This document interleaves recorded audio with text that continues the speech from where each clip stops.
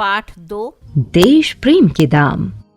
स्वतंत्रता संग्राम में बढ़ चढ़कर हिस्सा लेने वाले अनंत लोग थे। उनमें से बहुतों को जेल में इतनी यातनाएं दी गईं कि उनका वहीं प्राणांत हो गया। कुछ ऐसे भी थे जिन्हें आजाद देश को देखना नसीब हुआ। नारायण दास इन्हीं में से एक थे, मगर उन्हें देश का जो रूप देखना पड़ा उसकी तो उन्होंने सपने में भी कल्पना न की थी। सन 1942 के दिनों की बात है। महात्मा जी तथा स्वतंत्रता आंदोलन के अन्य नेता गिरफ्तार कर लिए गए थे।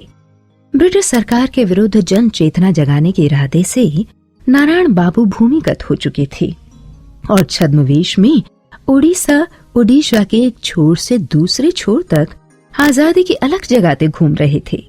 अंग्रेज सरकार ने उन पर 1000 रुपए के इनाम की घोषणा कर दी थी। घर पर पत्नी सौदामिनी और 2 वर्ष के बेटे सनातन के अलावा कोई न था। पुलिस बार बार सौदामिनी से पूछताछ करने आती थी। पिछले 2-3 महीनों में नारायण बाबू आधी रात में 2 घंटे के लिए 1-2 बार ही घर आए थे। स्त्री और बेटे को देखकर 2 बोल हिम्मत और सांत्वना के देकर चले जाते थे। उस आधी रात को भी केवल घंटे भर के लिए घर आए थे, पर घर पहुंचने पर देखा कि सनातन बुखार में बेहाल पड़ा है। सौदामिनी ने छल छलाए नेत्रों से कहा, तवेसी तपते इसकी देह छोड़कर कैसे जाओगे? रात बीतती तो डॉक्टर या वैद्यराज को दिखा देते। अब इस रात में क्या करूं? मुझे बहुत डर लग रहा है। आकाश में मेघ घिर रहे थे।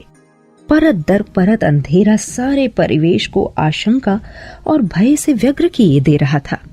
कोई आवारा कुत्ता रात के सूने रास्ते पर भौंक रहा था।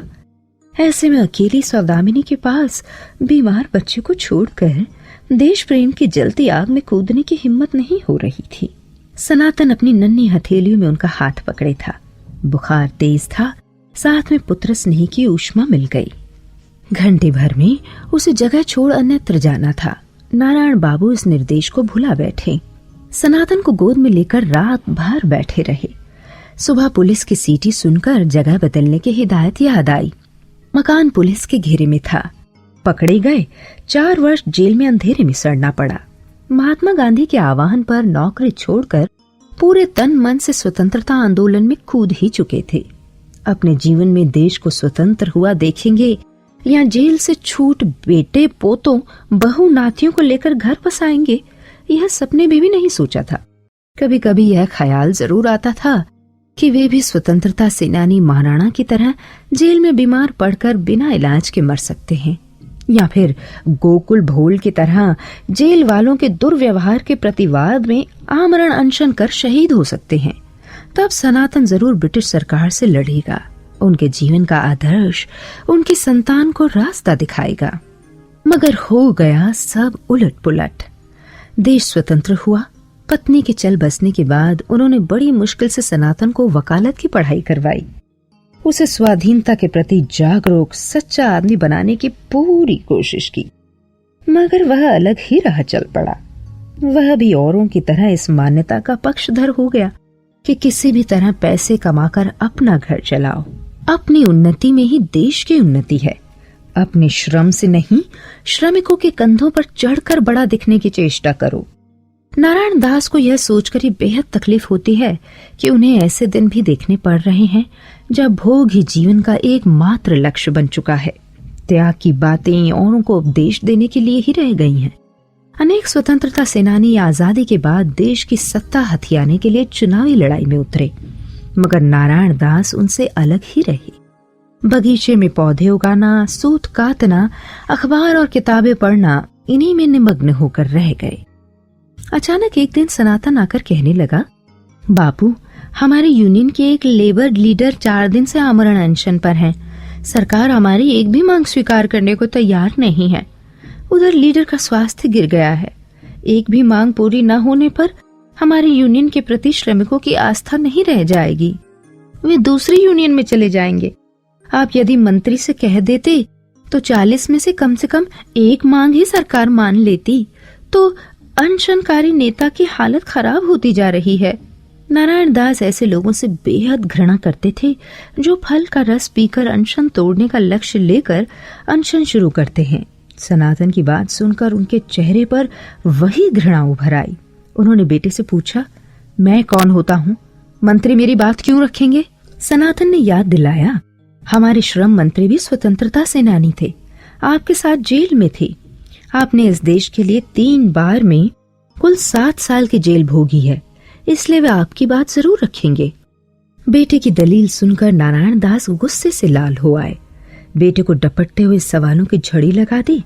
तुम क्या समझते हो, मैं व्यक्तिगत लाभ के लिए जेल गया था, इसीलिए देश की सेवा की थी क्या? उसकी क्या मजूरी मांगी जाती है? क्या तुम्हें पता है गोकुल भोल आमरण अनशन कर जेल में ही शहीद हो गया था? उसके जीवन का मूल्य चुकाया किसी ने? क्षुद्र स्वार्थ के लिए, वह भी अनशन तोड़ने का दिन तय करके। जो लोग आमरण अनशन करते हैं उन्हें क्या सत्याग्रही कहा जाता है? बोलो, चुप क्यों हो गए? सनातन बाहर से चुपचाप दिख रहा था, मगर भीतर ही भीतर क्रोध से थर्रा रहा था। वह बिना कोई उत्तर दिए चला गया। उसकी चाल से नारायण दास को अनुमान हो गया कि बेटे के साथ रहा संबंध भी इसी क्षण टूट गया। नारायण दास आजकल अपने बेटे, बहू या संगी साथी किसी को न ठीक से समझ पाते हैं, न अपनी बात समझा पाते हैं। मानो सब किसी सुख नामक तोते को किसी तरह अपने पिंजड़े में भर लेने के लिए दौड़ धूप में लगे हैं। क्या न्याय है, क्या अन्याय है, यह समझने की उन्हें फुर्सत कहाँ। अपने अपने मतलब में डूबे इन लोगों के बीच उन्हें बहुत अकेलापन लगता है। निहायत अपने लोग भी बेगाने जैसे दिखते हैं। उन्हें लगता है कि महाराणा या गोकुल भोल की तरह जेल में शहीद हो जाते तो बच जाते। जी रहा हूं सिर्फ मरण वेदना सहने के लिए। उस दिन सनातन की पत्नी मधुमिता आकर बोली, पिताजी, मेरा ट्रांसफर कोरापुट के पहाड़ी जंगली इलाके में हो गया है। यदि मंत्री से कह देते तो कैंसिल हो जाता। नारायण दास ने विस्मय से कहा, बहू, तुम शिक्षक हो, बदली तो होगी ही। मैं मंत्री से क्या कह सकता हूँ? वैसे भी कोरापुट तो बहुत अच्छी जगह है। मधुमिता खींच पड़ी।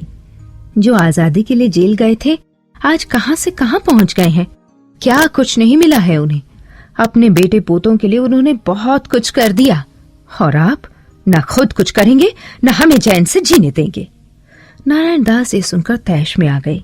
बोले, आजादी के लिए जेल गया था तो आजादी के बाद उससे लाभ उठाऊं, मुनाफा लूं? छी छी, जिनके नेतृत्व में आजादी मिली वे महात्मा अपने लिए क्या कुछ चाहते थे? कोई पद पदवी ली? बोलो, जवाब दो। मधुमिता चुप नहीं रही, ससुर को सुना ही दिया। डॉक्टर ने आपको रोजाना दूध पिलाने के लिए कहा था। मैं नौकरी छोड़ दूं तो दूध के पैसे क्या आजादी चुकाने आएगी? मैं बच्चों को छोड़ कोरापुट नहीं जा सकती। नारायण दास मांस मछली नहीं खाते, इसलिए दूध का ही ताना मारा जा सकता था। अगले दिन से उन्होंने दूध पीना ही छोड़ दिया। बहू या बेटे किसी ने पीने का आग्रह भी नहीं किया। बेटे से संपर्क पहले ही टूट चुका था। उस घटना के बाद बहू ने भी ममता का बंधन शिथिल कर लिया। अपने परिवार में नारायण दास बिल्कुल निसंग, अनावश्यक और फालतू चीजों की तरह उपेक्षित पड़े रहते। अपने ही घर में पराये बने रहते। तबीयत बिगड़ने पर वे किसी से कुछ नहीं कहते। वे समझ गए कि इस युग में पैसा ही सब कुछ है। जिसमें पैसा कमाने की कला नहीं, उसके जीवन का कोई मूल्य नहीं। पैसे न होने पर सच्चे आदमी को यहाँ कोई नहीं पूछता। कमाऊ न होने पर परिवार में भी कोई नहीं पूछता। बेटा बहू, पोता पोती, किसी का इसमें दोष नहीं। उन्होंने अपनी आंखों देखा है। जिन्होंने आजादी के लिए थोड़ा भी त्याग किया है, उसके बल पर बाद में बहुत कुछ बटोरा है। मकान, खेत खलिहान, कोटा, परमिट से लेकर पद पदवी तक अनेक चीजों के लिए हाथ पांव मारे और पा भी गए। उस दृष्टि से स्वयं वे असमर्थ हैं, असफल हैं। अतीत के त्याग को पूंजी बनाकर भोग की सामग्री जुटाने में वे कभी सफल नहीं हो पाए। कई बार स्वयं से पूछा है, क्या दारोगा की नौकरी इसलिए छोड़ी थी कि आजादी के बाद मौज उड़ाएंगे? इसी लोभ से गांधी जी के असहयोग आंदोलन में कूदे। एक से बढ़कर एक दुख सहे। आखिर हमारे सपनों के भारत को क्या हो गया है? कहाँ गया त्याग, देश प्रेम? उनकी आंखें आंसुओं से धुंधला गई। जीने का लोभ फीका होता जा रहा है। महाराणा गोकुल भोल जैसे सैकड़ों गांधीवादी लोग उनकी आंखों के आगे उभर रहे हैं। मन ही मन उनसे ईर्ष्या हो आती है। बार बार ये शब्द फूटते हैं, आप सब भाग्यवान हैं, देश का अधोपतन देखने से पहले ही चले गए, देशवासियों को प्रेम ही देते रहे, मेरी तरह उनके लिए या उनके संताप का दुर्भाग्य कभी नहीं झेलना पड़ा। मधुमिता को कोरापुट में अखबार पढ़कर पता चला कि ससुर बीमार है। अखबार में कहीं छोटी सी खबर छपी थी, छोटे छोटे अक्षरों में नारायण दास अस्वस्थ हैं। पढ़कर मधुमिता चौंक उठी। उसने तुरंत स्कूल से छुट्टी ली और कुछ फल और दवाइयों सहित कटक आ पहुंची। पत्नी को अचानक देख सनातन ने हैरान होकर पूछा, आज तो तुम्हारी छुट्टी नहीं थी, फिर अचानक इधर कैसे चली आई? मधुमिता ने संक्षेप में बताया, अखबार में तुम्हारे पिताजी की बीमारी की बात पढ़ी, मैं समझ गई हालत नाजुक है, वरना अखबार में न छपा होता। कैसे हैं वे? सनातन ने निर्लिप्त भाव से कहा, बीमारी अचानक नहीं आई, कई दिनों से खाट से लगे हैं, उम्र भी हो चली है, घिसटने से बेहतर है चले जाएं। तुमने नाहक अपनी छुट्टी खर्च की। मधुमिता के चेहरे पर रंज नहीं था। दबे स्वर में कहा, क्या कह रही हैं? वे देश की गौरव हैं। आजादी के लिए 7 साल जेल में रहने के एवज में केंद्रीय सरकार ने उनके लिए 500 रुपए महीना भत्ता मंजूर किया है। देखिए, ये पत्र आया है दिल्ली